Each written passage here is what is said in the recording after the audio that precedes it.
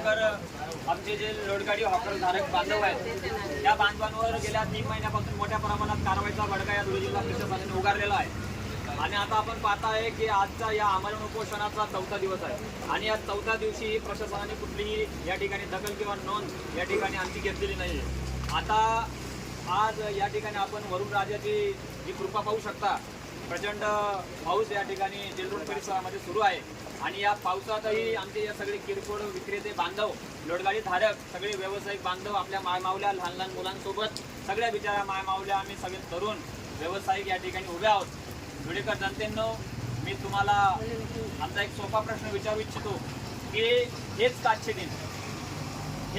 दिन ज्या हाताला तुम्ही रोजगार दिला पाहिजे होता त्या हाताला आज बेरोजगार होऊन या ठिकाणी जेलच्या समोर आंदोलन करावं लागतं आहे आणि ही धुळेकर जनतेसाठी मोठी शोकांतिका आहे।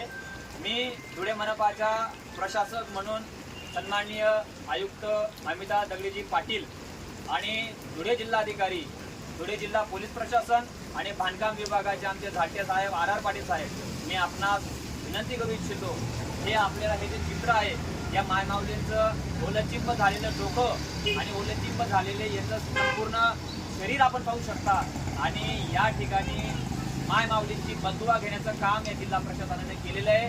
जर तुम्ही उद्यापर्यंत ह्या आंदोलकांची दखल घेतली नाही तर उद्याला जे काही परिणाम होतील त्याला जबाबदार हे जिल्हा प्रशासन, हे मनपा प्रशासन असेल, हा आमचा निर्वाणीचा इशारा आहे। जय हिंद।